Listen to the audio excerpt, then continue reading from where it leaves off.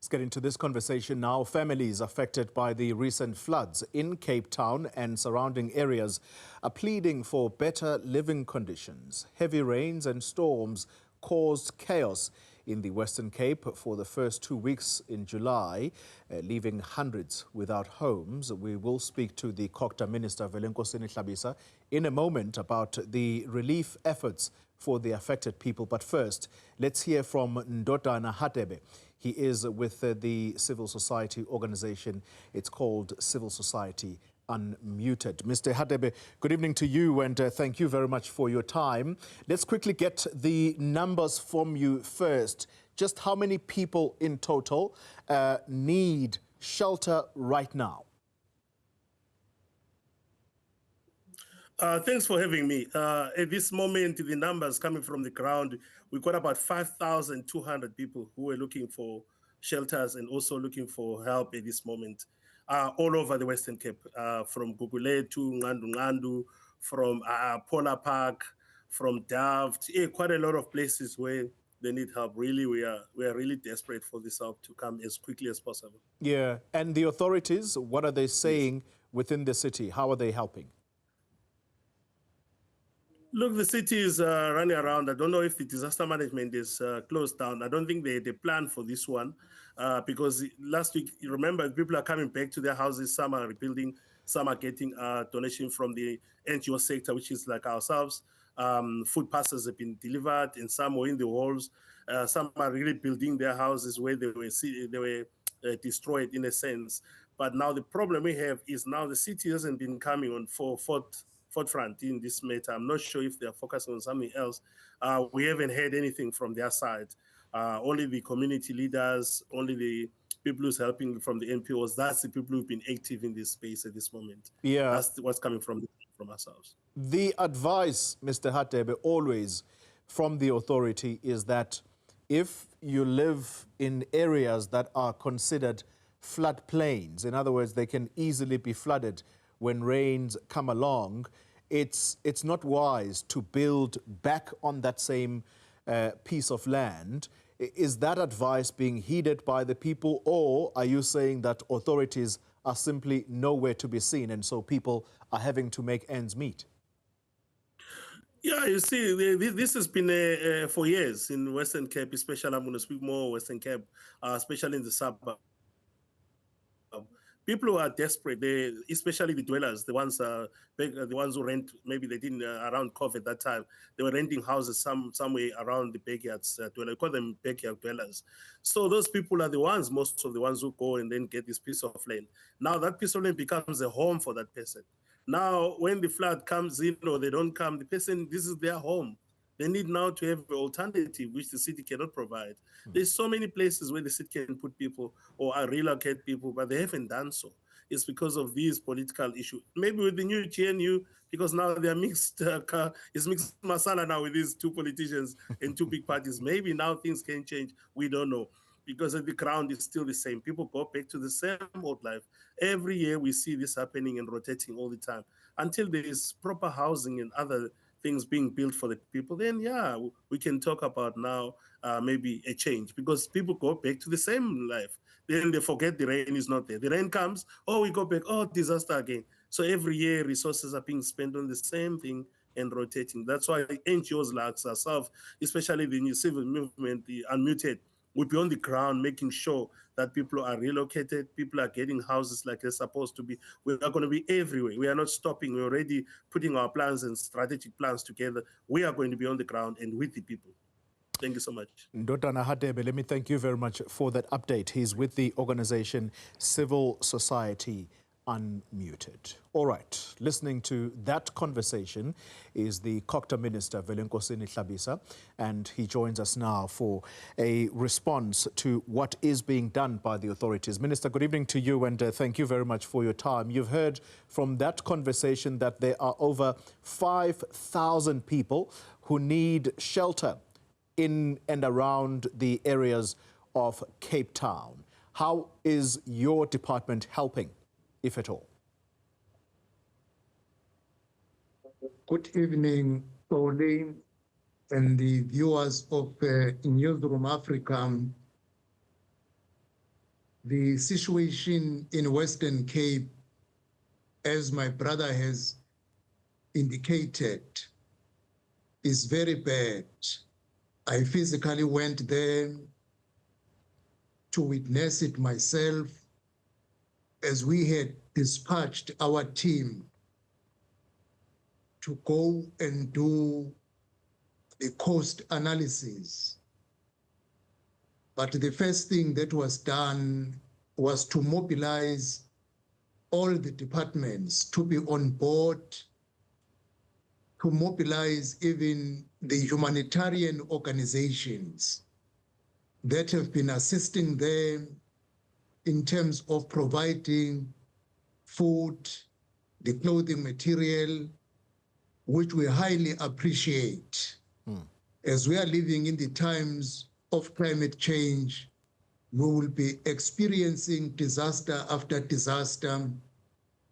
And we are hoping that since at a provincial level, the province of Western Cape has made a declaration of a disaster at a provincial level, and us at a national level, we have made the classification of the area as a disaster area, and we are waiting for the final details in terms of cost so that we can make a declaration of disaster in the area and ensure that the mobilization of all departments is done to come on board. So, Minister, you've heard, though, the complaint that people are fending for themselves, not knowing what to do, and some of them are already starting to rebuild in the very same area that has been flooded by water. Surely it's not satisfactory that people who are affected in this way are left to their own devices.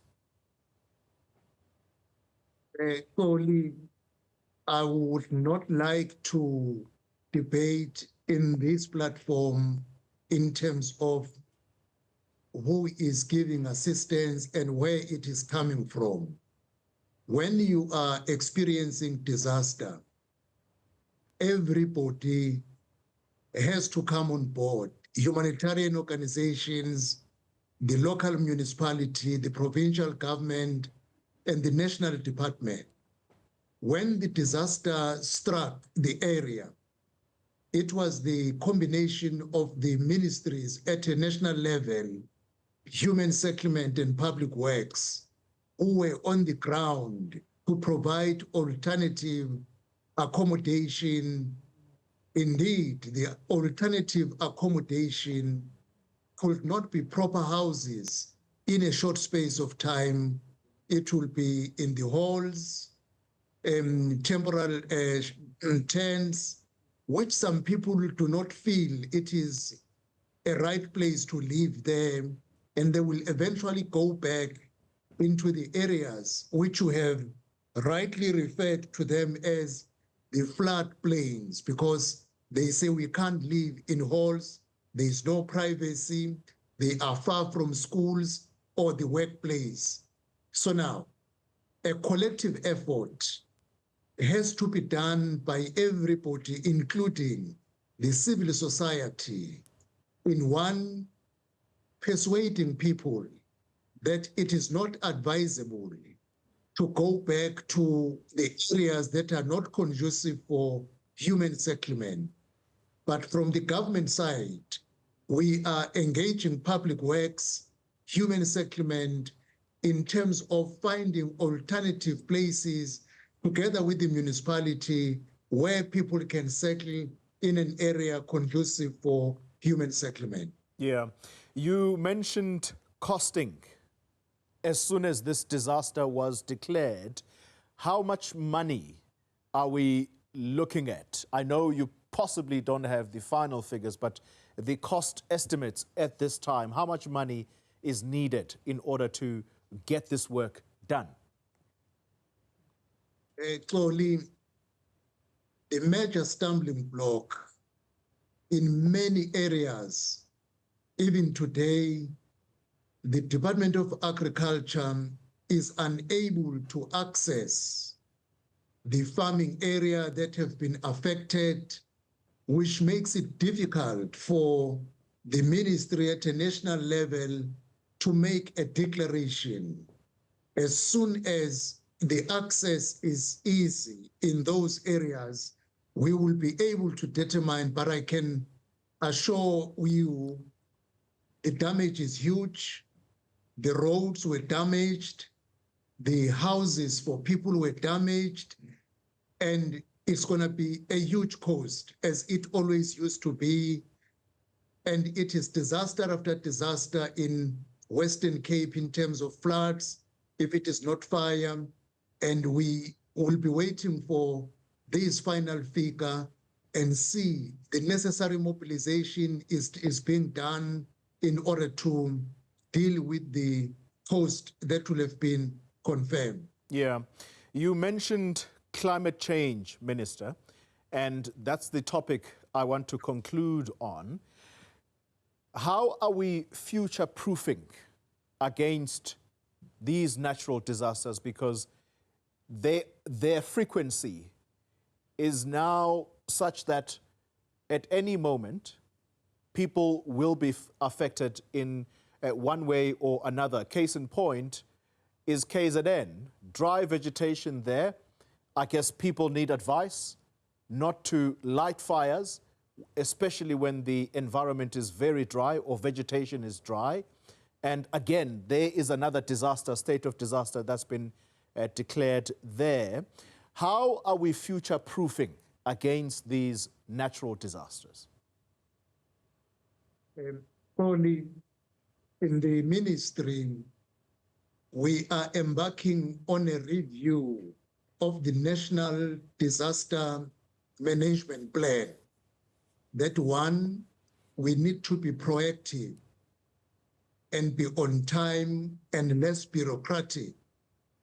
Two, we must engage people who are living in areas that are not suitable for human settlement. And this must be a political undertaking to engage and persuade our people and to resettle them in safe areas. And thirdly, we need to work together. We have agreed that we are going to resuscitate the MOU that involves Western Cape, Northern Cape, Eastern Cape, and KwaZulu-Natal, where we must share resources. When a disaster strikes one province, all the 4 provinces should mobilize resources to come and assist in terms of human resource as well as financial resource, including the private business people, because we are living in this time and we must be ready to act on time. And few months ago, an MOU was entered with the South African National Defence Force that in case a disaster strike and we need extra help, the army should be on board, because we are in an age of climate change. We will be experiencing it now and again, but we must avoid what we can, like educating our people not to set fire as a way of protecting their household, because they will be unable to gauge the speed of wind, as it happened in KwaZulu-Natal, which unfortunately costed many human souls in a total of 14 people. Yeah. Finally then, Minister, on that very thought that you've just mentioned, the bureaucratic tape, the red tape. Operation Vulindlela has been seen as a success, particularly in the energy space, in the logistics space. There is now talk that they are going to move to municipalities in order to lend a hand there, because the situation is simply bad. You provide oversight on or over municipalities. How helpful and how soon do you think Operation Vulindlela, that particular office, can start to get the ball rolling in assisting municipalities, particularly the ones that are in distress? The government of national unity, Oli, has a determination to make every municipality work. We will be mobilizing Operation Vulindlela. Very soon, the district development model champions will be appointed to ensure that especially the distressed or dysfunctional municipality will receive extra support in terms of political support, administrative, technical, and financial support.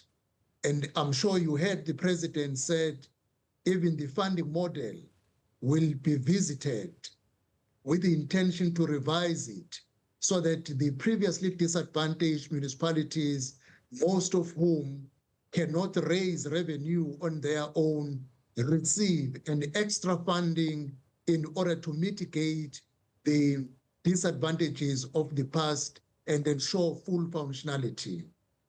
Velenkosini Hlabisa is the Minister of Cooperative Governance. Thank you very much for your time.